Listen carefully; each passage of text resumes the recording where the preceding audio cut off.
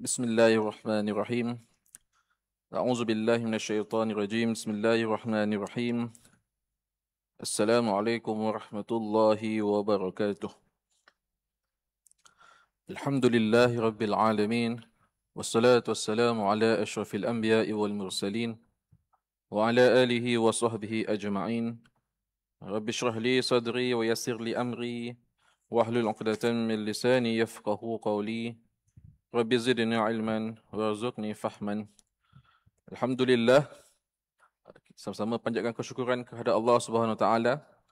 Kita dapat meneruskan lagi pengajian bulanan kita. Alhamdulillah, berkaitan dengan kita nak tahu sejarah ataupun kisah berkaitan dengan salah satu daripada 3 buah masjid yang kita muliakan di dalam Islam.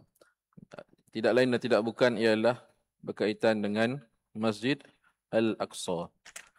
Alhamdulillah. Baik. Seperti biasa pada malam ini saya menggunakan satu kitab tambahan selain daripada ensiklopedia Masjid Al-Aqsa, iaitu kitab berbahasa Arab yang berjudul Baitul Maqdis wal Masjidul Aqsa Dirasatun Tarikhiyah Muwaththaqah. Tulisan Muhammad Hasan Syurab. Ni kitabnya, tebal juga ni. Dia banding kalau dengan yang ni nipis sikit. Kalau ni nipis tapi dia berwarna lah, besar sikit. Yang tadi ni dia tulisan saja tapi dia tebal dalam bahasa Arab. Alhamdulillah. Jadi kita nak ceritakanlah supaya masyarakat kita tahulah punca cerita ataupun asal usul perkisahan Masjidil Aqsa ni, biar kita ada sumbernya. Kita maklum sejak 2-3 hari ataupun sejak kebelakangan ni penceritaan berkaitan dengan sejarah itu senang, mudahlah. Kalau kita boleh berasa sensitif sekiranya kalau penyampaian riwayat hadis yang kita mungkin dianggap dhaif lah dan sebagainya, kita rasa macam tak sedap lah. Kita nak yang sahih, riwayat yang jelas. Begitu jugalah dengan ilmu ataupun bidang yang disebut sebagai tarikh al-Islam ini pun. Samalah juga, disiplinnya pun lebih sama. Mana-mana disiplin ilmu dia memiliki disiplin dia yang tersendiri dan ada kaedah sumber rujukannya.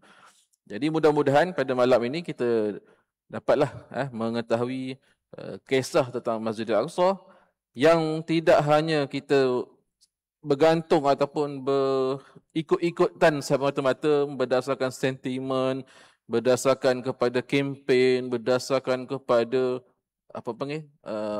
istilahnya suasana kan. Barulah kita nak ambil cakna tentang Masjidil Aqsa. Sedangkan di dalam kita kata pengajian Islam itu sendiri memerlukan kita untuk mengetahuilah setiap tempat-tempat bersejarah yang penting, terutama yang berkaitan dengan agama kita Islam. Dan Masjidil Aqsa juga menjadi saksi ataupun kita kata salah satu tempat yang sangat berkaitan dengan ibadah kita, iaitu solat. Itu cerita dia. Mungkin kalau ustaz yang mengajar fiqh dia fokus ke situlah, fiqh kan, macam mana solat. Tapi saya mengajar sejarah atau tarikh Islam ni, kita kaitkanlah sikit perihal bagaimana kaitan sejarah itu berlaku dengan kaitannya kepada ibadah kita seharian yang disyariatkan. Itulah sedikit mukadimah dan alhamdulillah kita sambung bicara kita berkenaan dengan Isra' dan Mi'raj. Kalau pada bulan yang lepas saya dah ada sebutkan ataupun saya bacakan satu riwayat berkaitan dengan satu riwayat hadis berkaitan dengan Isra' dan Mi'raj, ataupun kita kata dinukilkan oleh Syekh Muhammad Khudari Bek dalam kitabnya yang berjudul Nurul Yakin fi Sirah Sayyidil Mursalin. Ini diceritakan lah. Dan kisah ini pun ada diceritakan, diriwayatkan dalam hadis Sahih Bukhari. Baik, kita sambung sedikit lah. Kita ulang kaji balik, kita nak rumuskan secara ringkas lah berkaitan dengan peristiwa Isra' dan Mi'raj. Dalam buku Baitul Maqdis wal Masjidil Aqsa, penulis menjelaskan kepada kita, saya recap baliklah berkaitan dengan Isra dan Mi'raj. Ma'na al-Isra wal Mi'raj. Al-Isra fi lughah masdarun asra.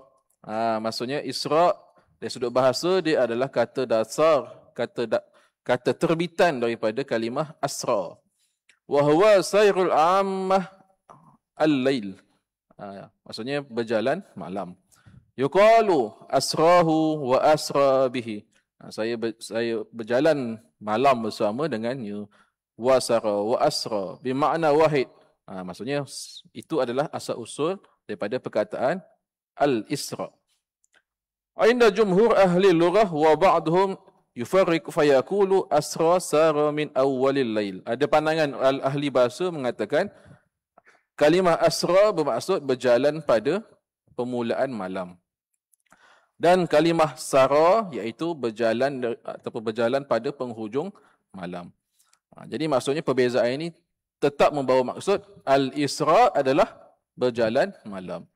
Kalau kita balik kampung pada waktu malam, maksudnya kita sedang berisra' lah dah, kan? Dari sudut bahasanya. Kita berjalan pada waktu malam. Okay. Kemudian apabila kita memahami definisi dia, ada satu lagi definisi selain daripada definisi bahasa, iaitu definisi syarak. Itu kita mana-manalah, fiqah ke hadis, banyak fiqah lah.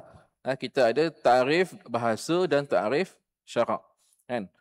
Sama jugalah macam istilah al-Isra, sebab dia berkaitan dengan agama kita Islam, maka menurut syarak zahaballahu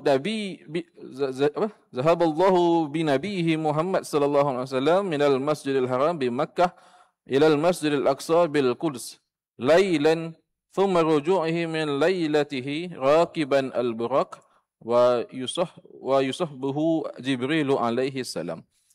Maksudnya Allah Taala memperjalankan nabinya Muhammad sallallahu alaihi wasallam dari Masjid Al-Haram di Mekah dan sehingga ke Masjid Al-Aqsa di Al-Quds, iaitu Jerusalem. Kota Al-Quds di Jerusalem sekarang ni. Lailan pada malam hari, thumma ruju'ihi min lailatih, dan dikembalikan pada malam tersebut. Raqiban al-buraq, dengan menaiki haiwan yang bernama buraq, wa yashabuhu Jibril alaihi salam, dan ditemani oleh malaikat Jibril alaihi salam. Itu ta'rif dari sudut syaraknya. Adapun satu lagi namanya Mi'raj. Sebab tu kita padankan Isra dan Mi'raj. Dia berasal daripada perkataan wazan mif'al, iaitu daripada perkataan al-uruj ai as-su'ud. Maksudnya yang sama, iaitu naik ke atas, naik su'udun. Ka'annahu alatun lahu, dia seolah-olah merupakan satu alat untuk menaiki lah, untuk naik lah. Itu dari sudut bahasa. Wal mi'raju fi syara', dari sudut syaraknya, su'udun Nabi sallallahu alaihi wasallam min Baitul Maqdis ila samawati sab'.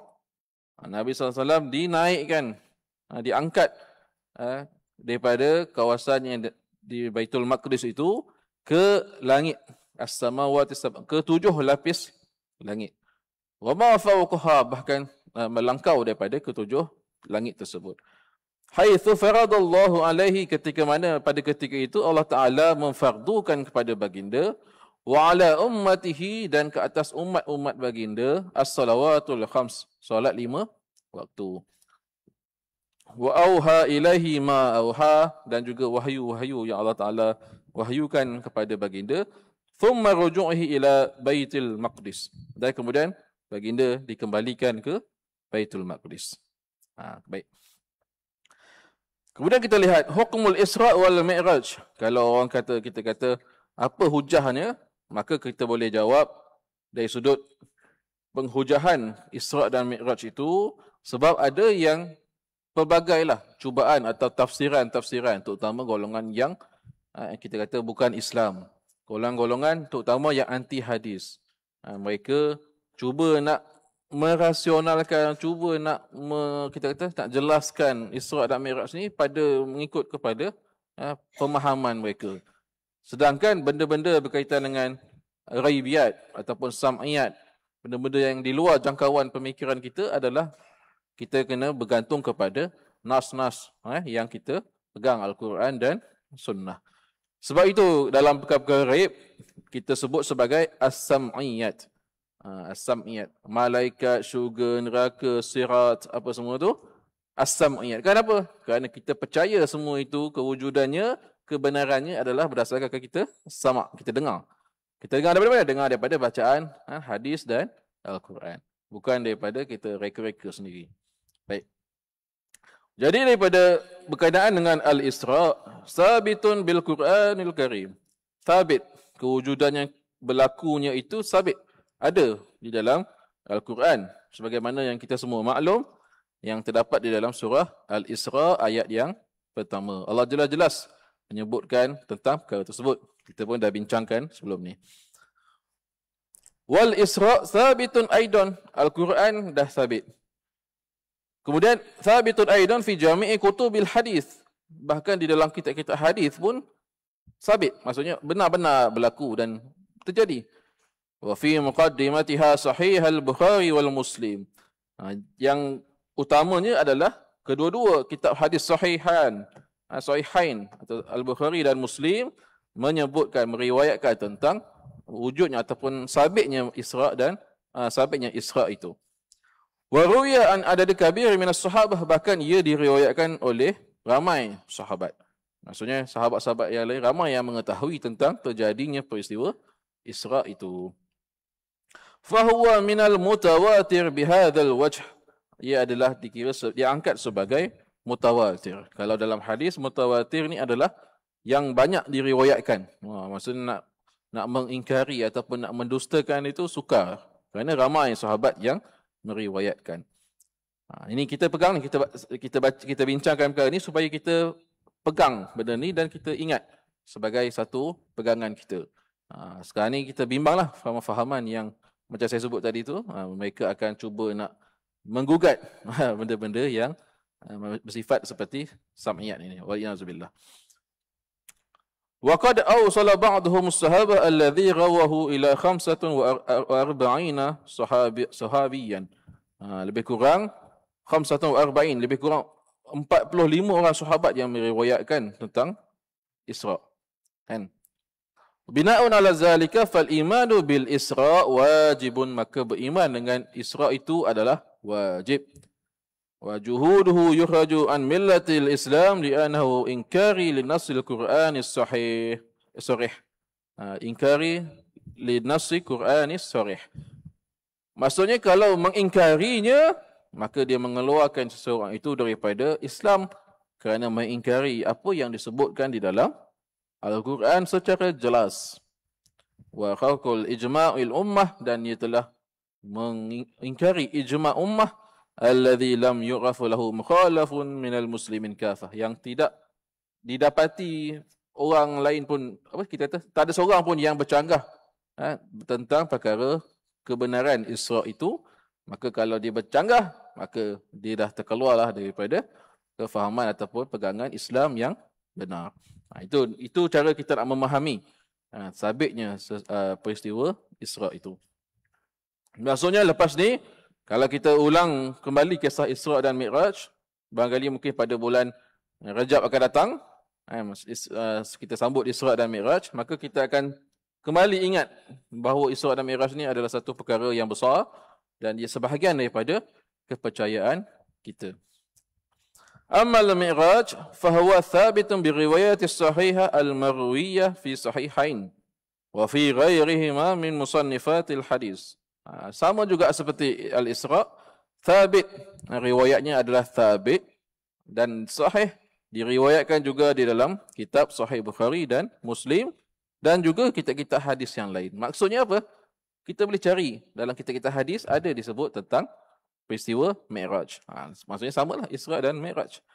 Sebab tu digandingkan Isra dan Mi'raj, kan? Sebab dua-dua peristiwa itu sabit. Cuma bezanya situasi ataupun keadaan berlakunya keadaan tersebut berbeza. Kan tadi Isra berjalan daripada Masjidil Haram ke Masjidil Aqsa dan Mi'raj ke langit. Wa qad asyara Allahu ilaihi fi surah An-Najm. Bahkan disebutkan oleh Allah Taala di dalam surah An-Najm. Surah An-Najm. Faqala subhanahu A'udzubillahi minasyaitonirrajim. Thumma dana fatadalla fakana qaba qausaini aw adna fa'auha ila 'abdihi ma auha ma kadzabal fuadu ma ra'a afatumarunahu ala ma yura wa laqad ra'ahu nazlatan ukhra 'inda sidratil muntaha 'indaha jannatul ma'wa ma zaghal basaru wa ma tara laqad ra'a min ayati rabbihil kubra. Surah An-Najm ayat 8 hingga 18. Maksudnya apa? Dalam surah An-Najm Allah menceritakan perihal keadaan Nabi SAW di Mi'rajkan, bagaimana apa yang Nabi nampak, apa yang Allah Ta'ala wahyukan kepada Nabi SAW ada diceritakan, disebutkan di dalam Al-Quran. Maka kat situ jelaslah kepada kita tiada alasan atau tiada hujah untuk menolak peristiwa Isra' dan Mi'raj. Dan kemudian kita lihat juga beberapa nas hadis memandangkan Al-Quran, kita pun dah bincangkan sebelum ni. Dalam Al-Quran Allah sebut secara jelas pada satu tempat sahaja ayatnya. Di surah Al-Isra' ayat yang pertama. Walau bagaimanapun dalam hadis-hadis, riwayat hadis yang lain, banyak riwayat yang menyongkok ataupun menceritakan lagi perihal Isra' dan Mi'raj yang sebenarnya kita boleh tengok di dalam kitab-kitab hadis. Okey, kalau kita lihat, kita pilih satu riwayat yang lain. Okey. Antara, kalau kita boleh sebutlah sikit, yang pertama hadis yang diriwayatkan ataupun kita kata kitab-kitab yang menyebut ataupun yang meriwayatkan perihal Isra' dan Mi'raj, yang pertama diriwayatkan oleh Imam Muslim di dalam Sahih Muslim. Yang pertama. Yang kedua, turut diriwayatkan ataupun dinakalkan oleh Al-Imam Musyuti dalam kitab dia Ayatul Kubra. Yang ketiga, diriwayatkan oleh Al-Imamul Baihaqi dalam kitabnya Dalail An-Nubuwah. Dan juga yang keempat, antaranya diriwayatkan oleh Al-Imamul Ahmad dalam Musnad Ahmad.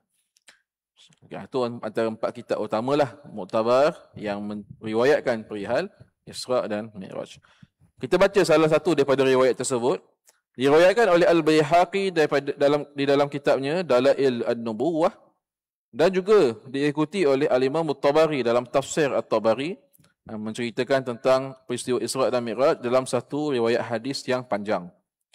Jadi penulis kitab ni memetik sebahagian daripada hadis tersebut. Ata baital maqdis farabata farsahu ila as-sakhrah thumma dakhala fa shalla ma'al malaikah falamma qadaytu as-salah qalu ya Jibril man hadha ma'ak qala hadha Muhammad Rasulullah khataman nabi qalu wa qad ursila ilayhi qala na'am qalu hayyahu Allahu man akha wa khalifah fa ni'mal akh wa ni'mal khalifah wa ni'mal maji'u jaa'a. Ini riwayat daripada Al-Imam Baihaqi dan At-Tabari. Maksudnya kemudian baginda SAW sama Jibril mendatangi ataupun sampai ke Baitul Maqdis. Kemudian baginda mengikat buraknya di satu tempat, satu kawasan. Yang kita dah sebut pada minggu lepas, kawasan tersebut dipercayai ataupun kita kata macam dipercayai lah kan, dipercayai ataupun dipegangi bahawa kawasan ini adalah kawasan yang menjadi tambatan kepada Burak yang sekarang ini disebut sebagai ada Musalla Al-Burak. Dia salah satu bahagian di Masjid Al-Aqsa. Dan ditandakan satu rantai ataupun gelang besi menunjukkan bahawa ini tempat yang dipercayai Nabi menambat Burak di situ.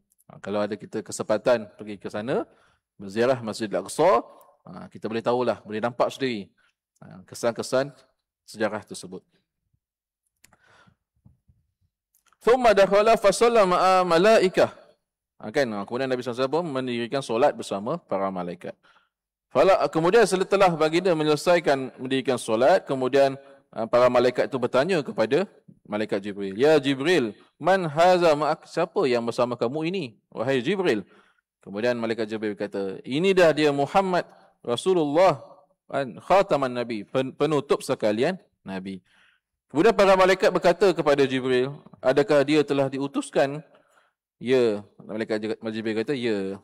Kan? Maksudnya, ini adalah satu, kita kata penyaksian bahawa selain daripada Nabi SAW diisrakan dan mendirikan solat, ada setengah riwayat mengatakan Nabi mengimamkan para Nabi kan, dan Rasul ketika itu. Dalam riwayat ini menyebutkan tentang malaikat berturut sama mendirikan solat bersama dengan Nabi SAW. Dan mereka bertanya kan kepada malaikat Jibril tentang Nabi Muhammad SAW di situ, di Masjid Al-Aqsa. Jadi satu benda yang besar, satu peristiwa yang penting, satu benda yang bukan didakwa-dakwakan sebagaimana golongan-golongan ekstremis Zionis. Itu yang dicuba diubah naratif, ataupun mereka cuba membina satu naratif golongan-golongan Yahudi ekstrem ini, mengatakan nak membuktikan tempat itu adalah milik mereka. Dan kalau kita baca di banyaklah di laman-laman web, di berita dan sebagainya, memang secara terang-terangan mereka, kita kata Israel itu telah menggalikan terowong di bawah Masjid Al-Aqsa. Cuba untuk membuktikan bahawa di bawah tapak Masjid Al-Aqsa ini terdapat runtuhan kuil mereka. Punyalah nak kata-kata nak dapatkan balik tempat tersebut, sampaikan gali terowong, dan dia tak kisah apa kalau dia gali terowong banyak-banyak dekat bawah Masjid Al-Aqsa itu. Dia heran apa kalau tiba-tiba wa'iyyazubillah Masjid Al-Aqsa diancam kerosakan dan kali roboh. Wa'iyyazubillah. Kita bimbang. Kerana itulah dia usaha-usaha yang mereka nak cuba bawakan supaya dapat mengambil balik tanah tersebut. Itu ya. Adapun kita sebagai umat Islam, selain daripada kita bersolidariti, kita kena tahu juga bagaimana tentang riwayat Al-Quran dan hadis yang bercerita tentang kepentingan Masjid Al-Aqsa ini kepada kita semua. Kan? Walaupun jauh, sesuailah namanya Al-Aqsa itu jauh kan, jauh, tapi kita setidak-tidaknya kita dekatlah dengan masjid tersebut. Kita doakan supaya selamat Allah Ta'ala pelihara. Nanti pada bab yang akan datang kita akan bincang kan, secara kronologi kan, bagaimana Allah Ta'ala kita kata istilahnya mengaturkan perjalanan hamba-hamba ini, umat Islam, jatuh bangun tamadun kerajaan yang menguasai Masjid Al-Aqsa ini bertukar tangan. Bukannya sekarang ni baru Zionis kuasai, bahkan sebelum ni pun dah macam-macam orang pegang atau kuasai kawasan tersebut. Kita akan tengok nanti insya-Allah. Kemudian kita pergi kepada poin yang berikutnya, iaitu Waqtul Isra wa tarikhihi. Bilakah kejadian Isra itu dan tarikh terjadinya peristiwa tersebut. Kan? Ats-tsabitu annahu qabla al-hijrah. Yang thabit peristiwa Isra dan Mi'raj ini berlaku sebelum hijrah. Waqtalafu fi sunnah. Adapun dalam hadis ada beberapa riwayat. Maksudnya ada riwayat mengata ma baina sittah qabla hijrah ila 5 sanawat. Ada kata 6 tahun sebelum hijrah, ada riwayat mengatakan 5 tahun sebelum hijrah.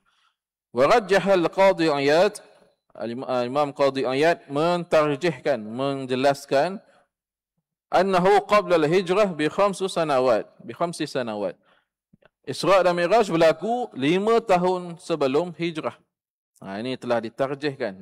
Maksudnya kita boleh peganglah dengan pandangan Al-Qadhi Iyad. Kerana apa? Li'anna al-Khadijah sallat ma'a Rasulillah faradun salah. Kerana Sayyidatina Khadijah Ummul Mukminin sempat mendirikan solat bersama Rasulullah, solat fardu. Maksudnya sebelum Khadijah wafatlah. Kan? Qad matat qabla al-hijrah.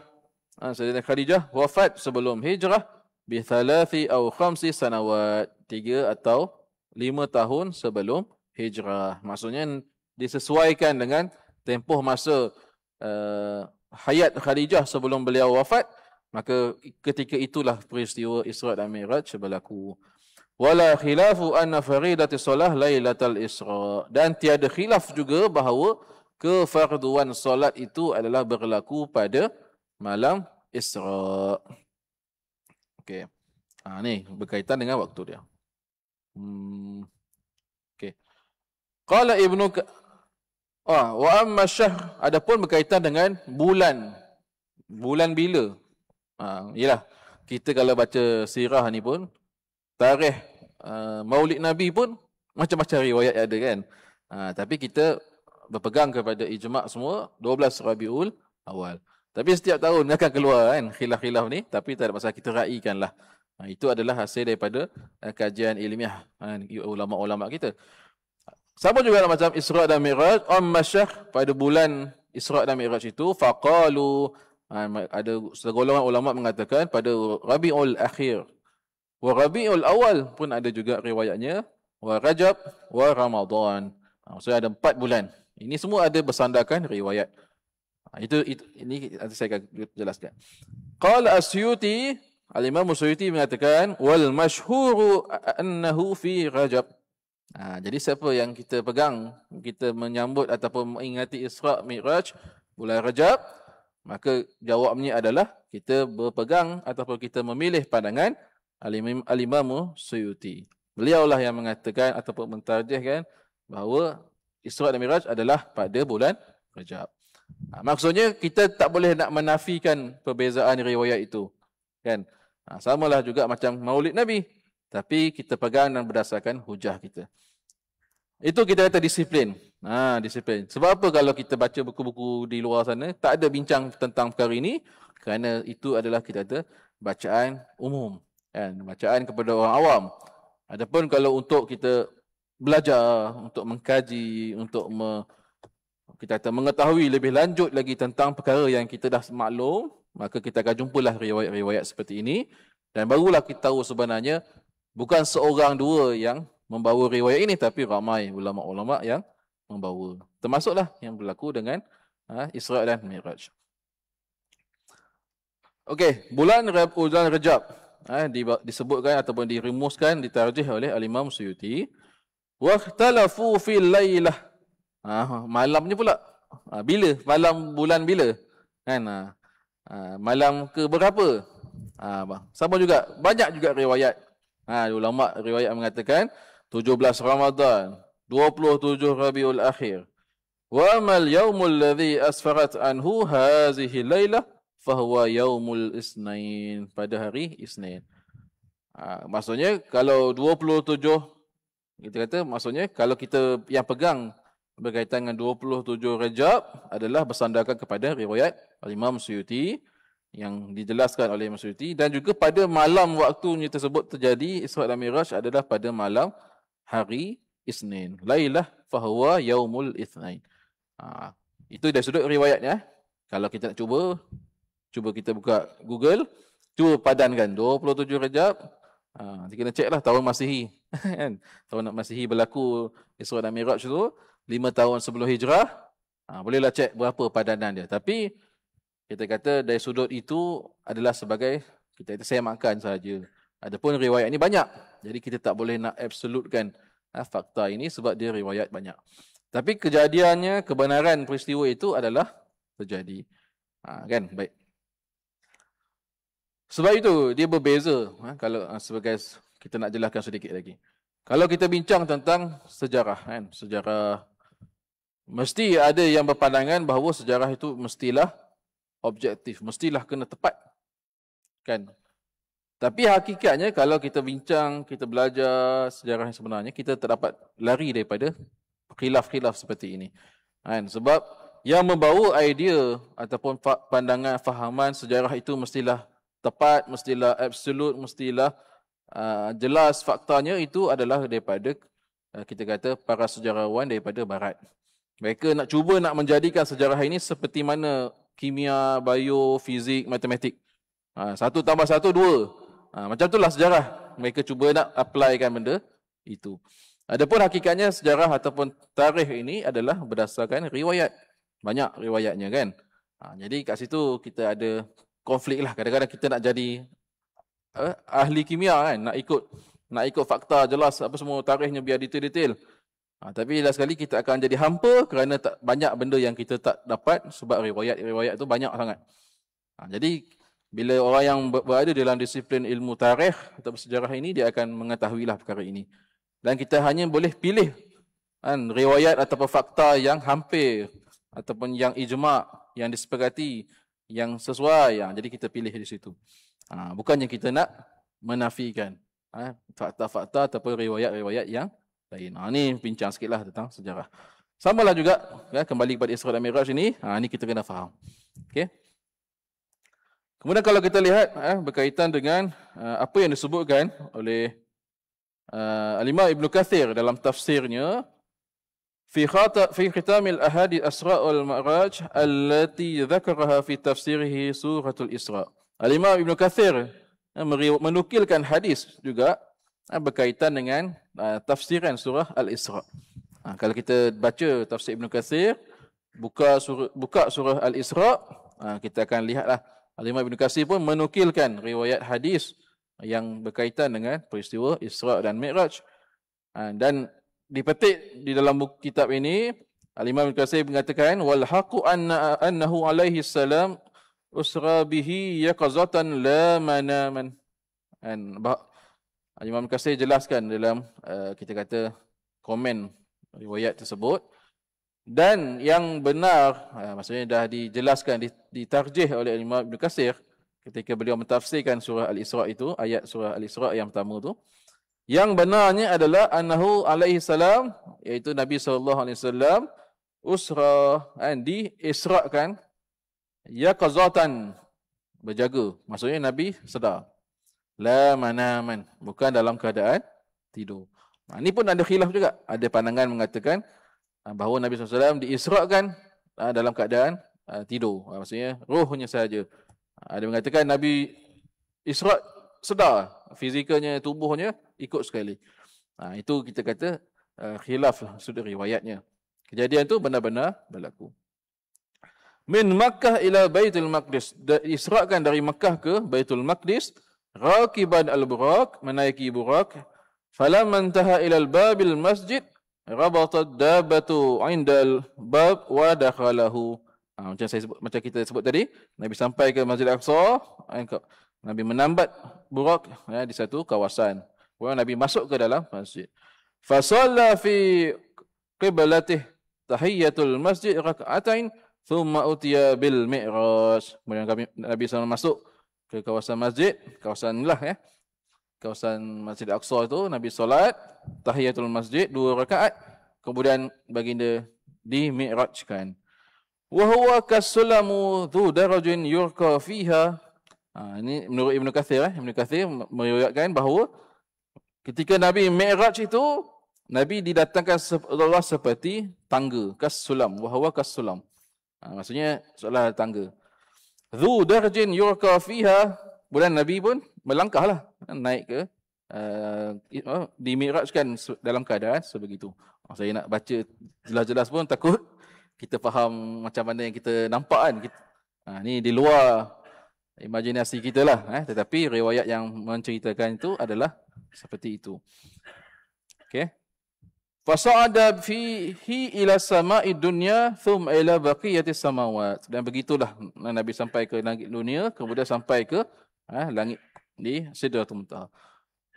Wa faradallahu alaihi hunalika as-salawatul khams. Dan di atas ketika Nabi dimi'rajkan, Nabi di situlah Allah Taala wahyukan ataupun perintahkan ibadah solat 5 waktu.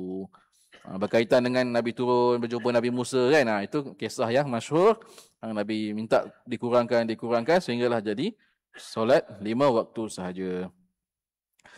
Thumma habata ila al-Baitul Maqdis. Kemudian baginda turunlah semula ke Baitul Maqdis.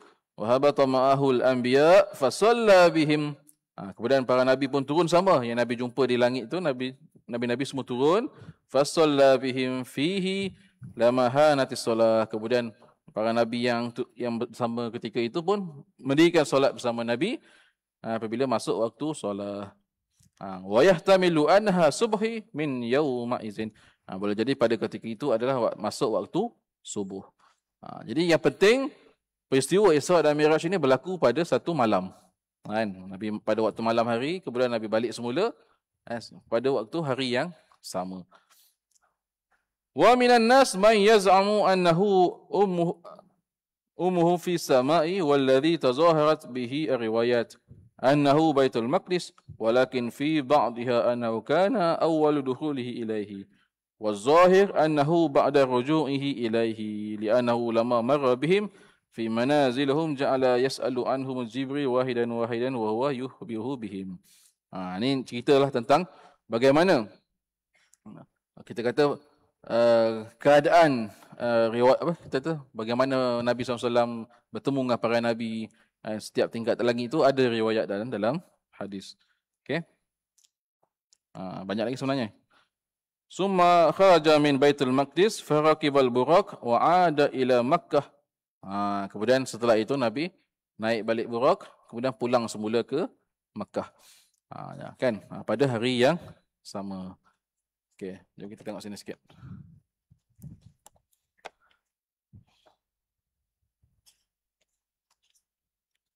Okey.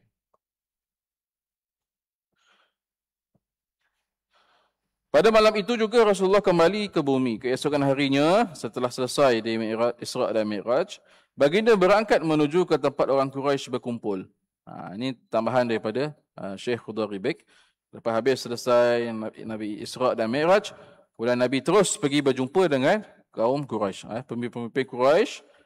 Dan di situ Rasulullah didatangi oleh Abu Jahal. Selesai dah Isra' Mi'raj, pada keesokan pagi Nabi pergi kepada kaum Quraisy, pemimpin Quraisy. Abu Jahal pun datang jumpa Nabi. Rasulullah kemudian menceritakan kepadanya tentang peristiwa yang baginda alami semalam. Sebelum baginda menceritakan hal tersebut, Abu Jahal telah berseru, "Hai Bani Ka'ab Ibnu Lu'ay, marilah kamu semua ke sini." Maka semua orang kafir Quraisy datang berkumpul kepadanya. Kan ada cerita keesokan selepas Isra' dan Mi'raj. Abu Jahal, Nabi tak cerita lagi. Abu Jahal kata, kau nak dengar cerita tak? Mari sini, kumpul-kumpul. Dia panggil lagi orang. Kita kata, bahasa orang kampung kata tu nak melawak lah kan. Nak melawak ke Nabi kan. Dia kata, dia tahu Nabi tu main-main kan. Dia panggil lah semua datang. Bila dah ramai kumpul, kemudian Rasulullah menceritakan kepada mereka hal tersebut. Sebahagian daripada mereka bertepuk tangan. Nak mengejek lah. Dan sebahagian yang lain meletakkan tangan di kepala kerana berasa takjub. Okey. Kita beri lalu azan dulu.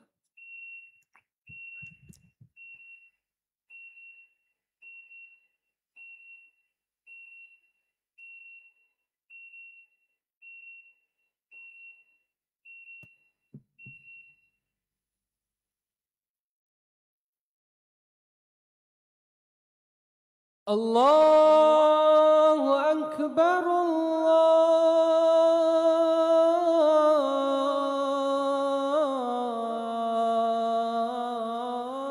Allahu Akbar,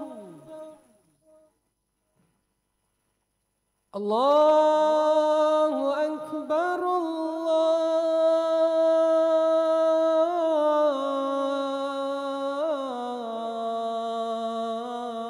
Allahu Akbar.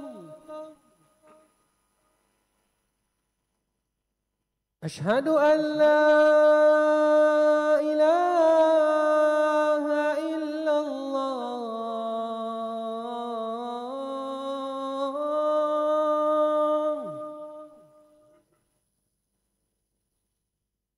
Ashhadu an la ilaha illallah.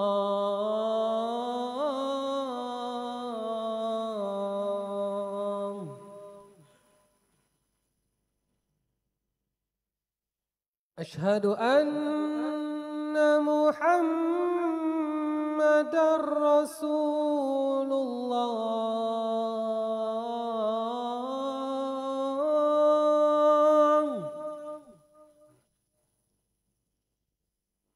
Ashhadu anna Muhammadar Rasulullah.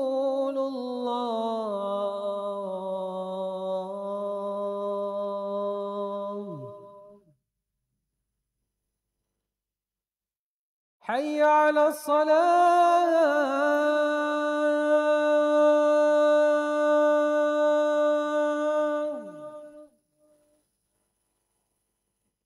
حي على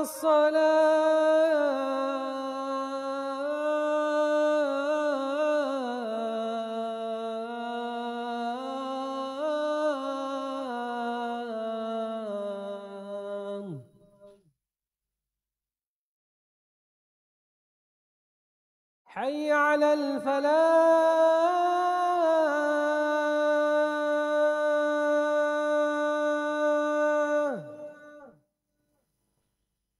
حي على الفلاح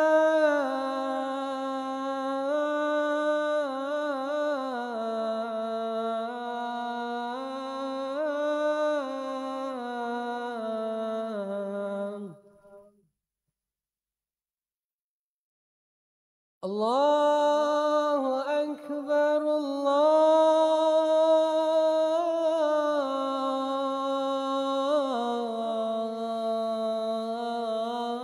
الله أكبر لا إله إلا الله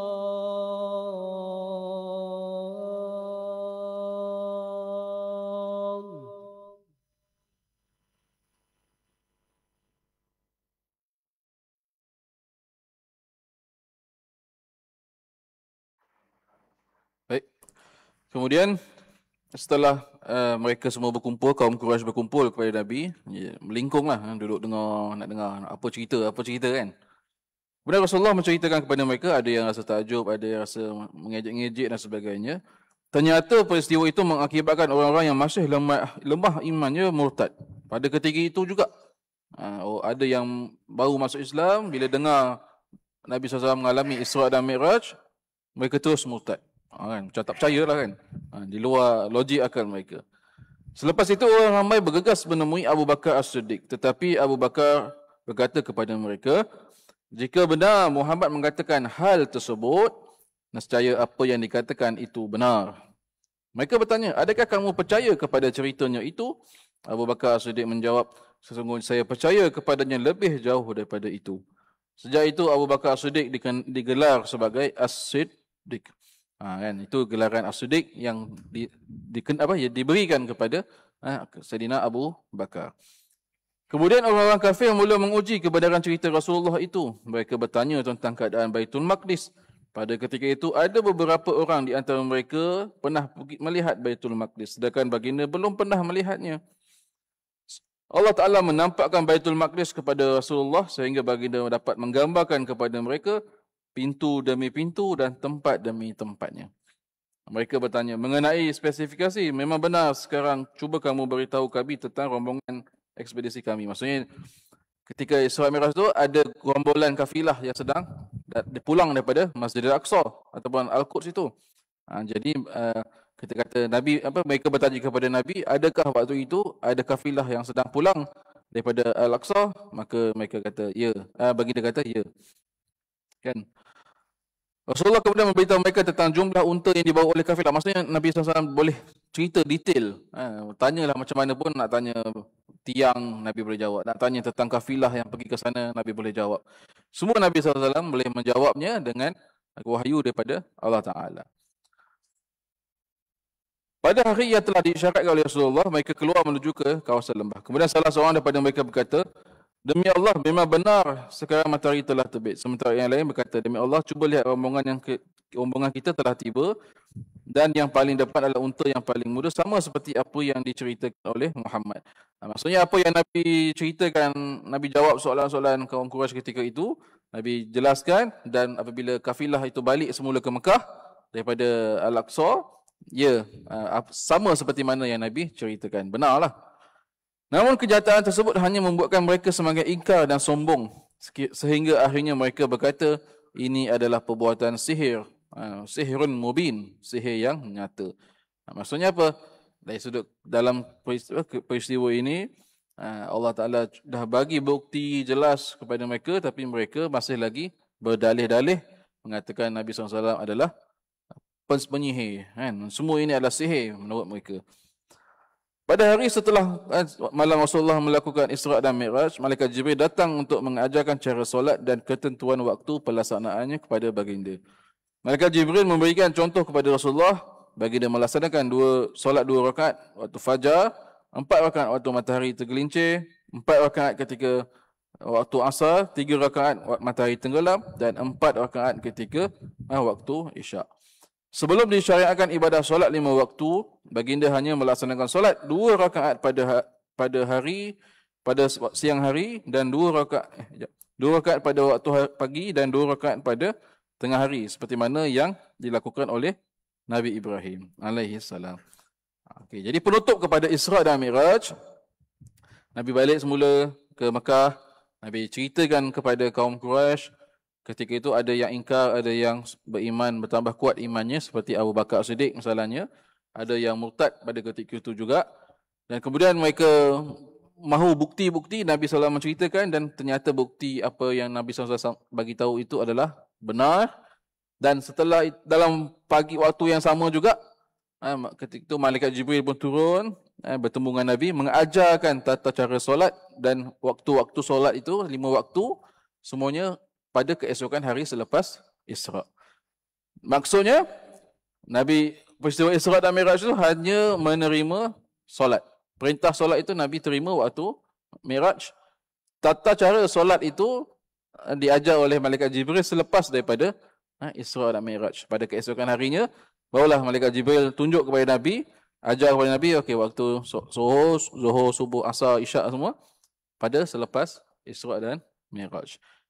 Dan sebelum itu Nabi SAW solat 2 kali, 2 rakaat pada waktu pagi dan 2 rakaat pada waktu petang, sebagaimana yang dilakukan oleh Nabi Ibrahim alaihi salam. Jadi itulah dia kesinambungan daripada peristiwa Isra dan Mi'raj, dan kemudian membawa kepada pensyariatan ibadah solat 5 waktu. Wallahu a'lam bissawab. Itulah sedikit sebanyak tentang perihal Isra dan Mi'raj. InsyaAllah pada bulan yang berikutnya kita akan lihat kepada masih lagi dah Isra dan Mi'raj, tentang hikmah-hikmah dan juga kiblat pertama umat Islam, iaitu Masjidil Aqsa. Wallahu a'lam bissawab. Wassallallahu ala sayyidina Muhammad wa ala alihi wa sahbihi wa sallam. Wassalamualaikum warahmatullahi wabarakatuh.